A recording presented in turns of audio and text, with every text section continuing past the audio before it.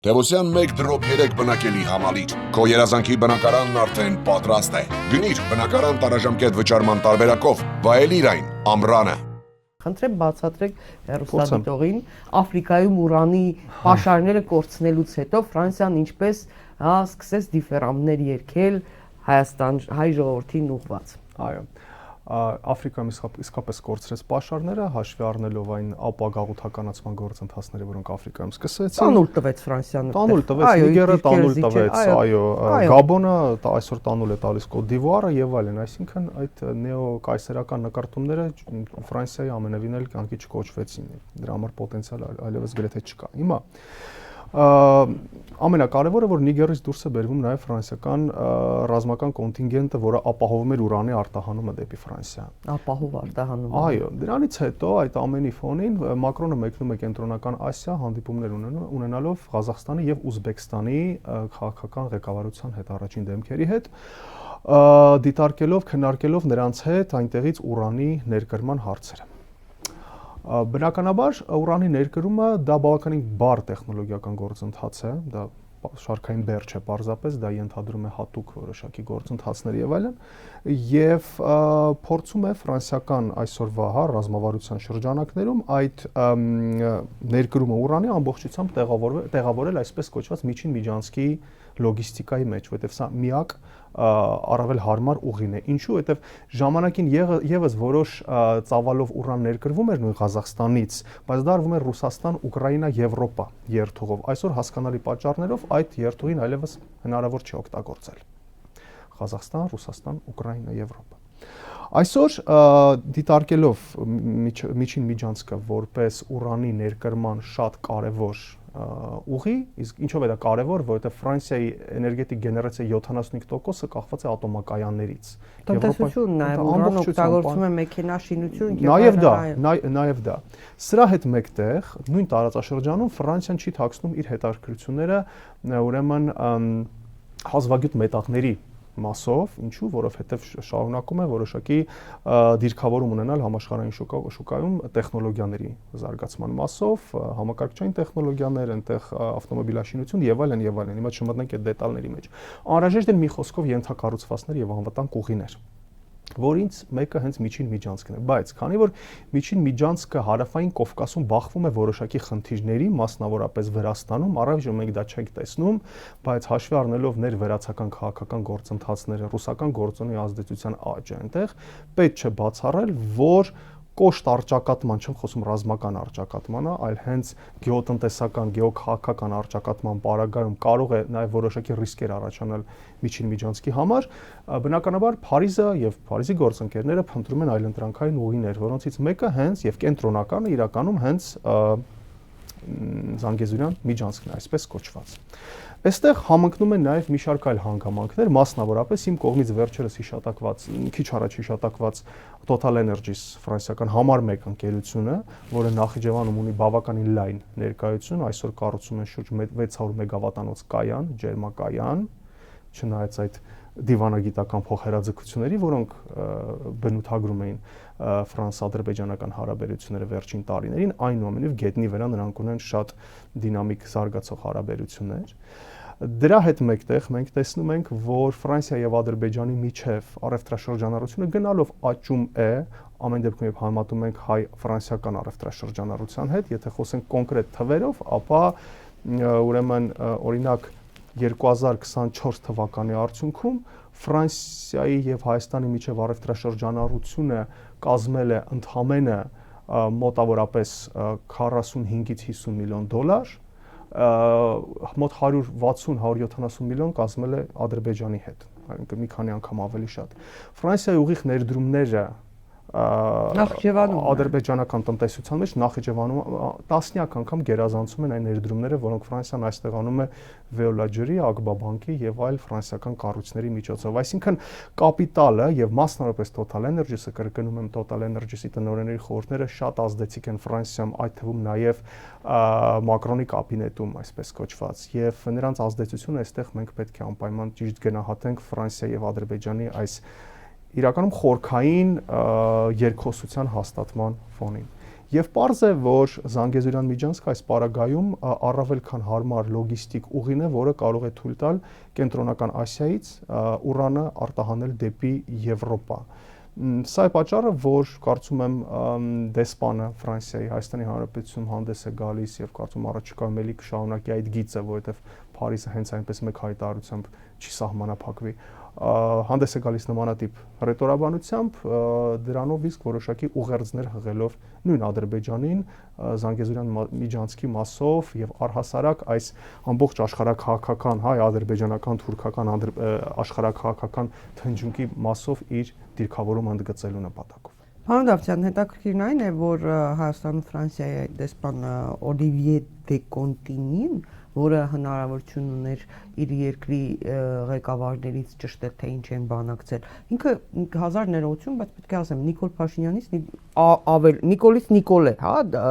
հայտարարություններով դառնում։ Ինչու՞, որովհետև ընդամենը օրեր առաջ Նիկոլ Փաշինյանը ինքն է իր հոդվածում գրել, որ ինքը Պրահայում փակել է Արցախի հարցը։ Արցախի հարցի դուռը փակել է Պրահայում։ Հիմա այս հայտարարություններն է շատ տարօրինակ, բայց նաև ուզում եմ հիշեցնել, որ դեռևս անցյալ տարի եղավ նաև այս պարոն Օլիվիե դե Կոնտինին եւ Ֆրանսիա եւ Հայաստանում Իրանի դեսպանը շատ հետաքրքիր, այսպես ասած, հեռահար դիալոգ ունեցան։ Այսինքն սա եւս եւ մեկ անգամ հայտարարություններ արեց Ֆրանսիայի դեսպանը, Իրանի դեսպանը ասաց, որ Ֆրանսիայի եւ Իրանի շահերը այսպես հակասություններ չունեն։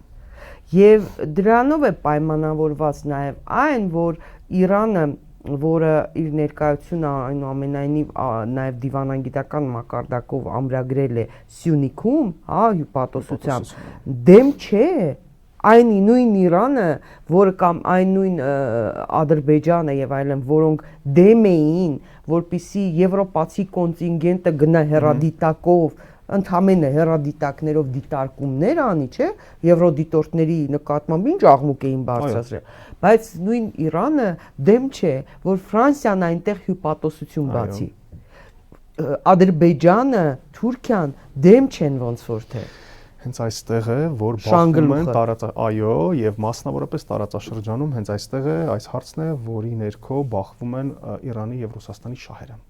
Որովհետև տեսեք, չնայած իրենց ռազմավարական դաշնակցային պայմանագրի կան ռեգիոններ, որոնցում դրանք ունեն հակադրվող շահեր, շատ հստակ հակադրվող շահեր։ Թե ավելի հստակ լինենք, տեսեք ինչ է տեղի ունենում։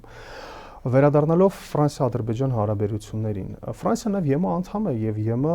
լոկոմոտիվներից մեկն է քաղաքական եւ տնտեսական եւ այլն, եւ բնականաբար իր արտաքին քաղաքականությունը ստիպված է տեղավորել ԵՄ արտաքին ռազմավարության մեջ։ Իսկ ԵՄ արտաքին ռազմավարությունը մասնավորապես գեոտնտեսական ինչու՞մ է կայանում։ 2027 թվականից ի վեր կրկնապատկել Ադրբեջանից երկնագույն վառելիքի, այսինքն գազի ներկրումը։ Ճիշտ է։ Որովհետև այսօր եվրոպական տնտեսությունը ունի բավական լուրջ խնդիրներ կապված էներգառեսուրսների մատակարարման հետ, սա կրկին հանգեցնում է Եվրոպայի մեծ ինդուստրիալ հզորությունների պարալիզացմանը եւ այլն։